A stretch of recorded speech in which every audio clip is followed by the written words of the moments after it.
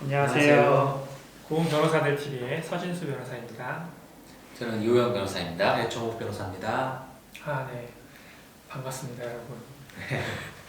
저희가 지난 시간에는 내 자녀가 학교폭력의 가해 학생이 된 경우에 그 학폭위 절차가 진행이 된다라고 설명을 드렸고, 오늘은 그 시간에 이어서 이제 경찰에서 조사를 받게 되고 나서 소년 사건으로 처리가 될 때 이제 어떻게 진행이 되는지에 대해서 오늘은 좀 말씀을 드리려고 합니다.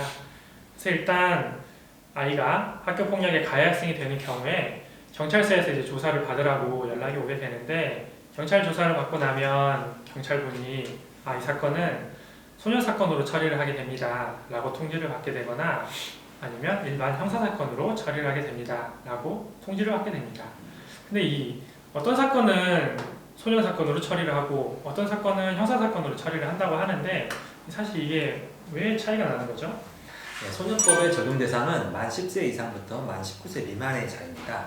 그런데 형법은 만 14세 미만의 자는 처벌하지 않는다라고 규정을 하고 있죠.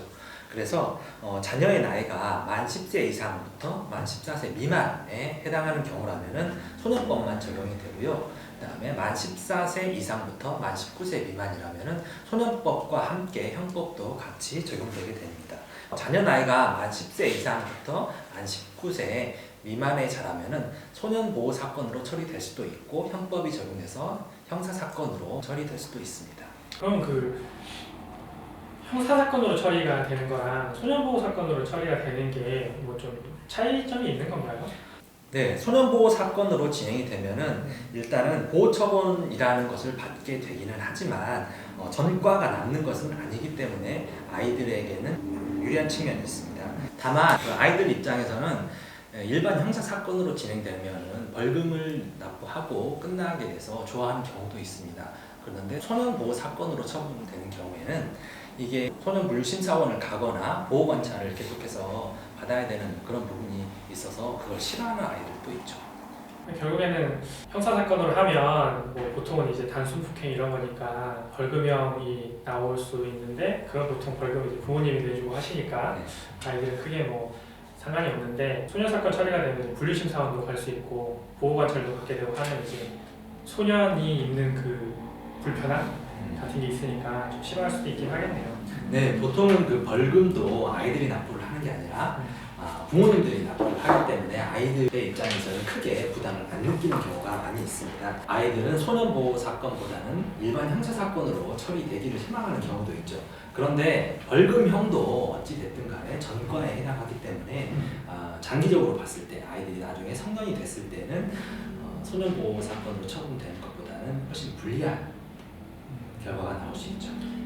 결국에는 경찰에서 조사를 받은 다음에 이제 소년보호 사건으로 처리를 하게 되면은 가정법원에서 이제 소년부 판사님한테 이제 재판을 받게 된다, 뭐 이런 식으로 이제 절차가 진행이 되는 것 같은데, 그럼 이제 우리 아이가 소년 재판을 받게 된다라고 했을 때 혹시 좀 주의해야 할 만한 사항들이 좀 있을까요? 대체적인 절차와 유사하게 진행이 되는데, 일단은 소년보호 재판을 받게 되면 그 자기에게 유리한 사정을 충분히 설명을 할 수 있어야겠죠. 그러려면은 일단은 의견서를 미리 작성을 해서 일목요연하게 제출을 해서, 그 다음에 그 재판에 출석해서도 자기의 입장과 어떤 상황에 따라서 또 어떻게 그런 결과에 이르렀는지를 충분히 설명하는 게 필요합니다. 그 중에서 가장 유의해야 될 점으로 이제 강조를 드리고 싶은 말씀은, 이게 일반적인 형사 처벌, 형사 재판과는 좀 차이가 있습니다. 일반 형사 사건에서는 자기가 무죄임을 주장을 한다든지 결백을 강조하는 반면에, 소년 보호 사건 같은 경우는 이게 처벌을 목적으로 하는 재판이 아니라 이 해당 대상자가 얼마나 교화가 돼서 얼마나 올바르게 성장할 수 있게끔 해주느냐가 목적이기 때문에, 최대한 반성을 하고 있다든지 아니면 최대한 어떤 부모님의 보호하에 교정이 될 수 있다는 것을 어필하는 것이 가장 중요합니다. 왜냐하면 법원에서 보는 것도 이 학생을 처벌을 해야겠다 말아야겠다를 보는 게 아니라, 이 학생을 충분히 부모 밑에서 교화를 할 수 있느냐, 아니면은 어떤 국가의 힘을 빌려서 교화를 강제로도 시켜야겠느냐, 이거를 판단을 하기 때문에 그런 충분히 부모나 어떤 가정 환경이나 자의적인 노력을 통해서 교화가 될 수 있다는 점을 강조하는 것이 좋습니다.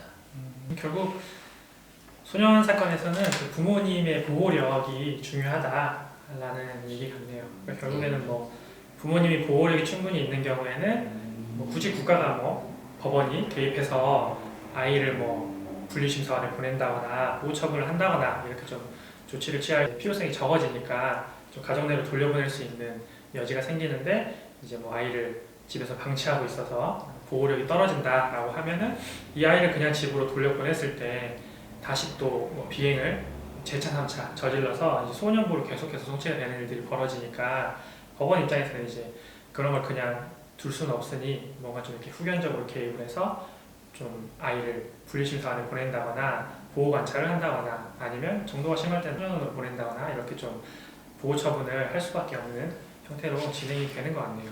네, 맞습니다. 그러면 지금 소년 재판을 그렇게 해서 뭐 받게 되면 최종적으로는 지금 처분이 어떻게 되는 건가요? 예, 가정법원에서 이제 소년부 판사님이 보호소년한테 보호 처분을 하게 됩니다. 보호 처분은 이제 단순히 보호자한테 감옥 위탁하는 아주 경미한 1호 처분부터 좀 소년원에 보내는 좀 다소 무거운 처분까지 10호까지 다양하게 있습니다.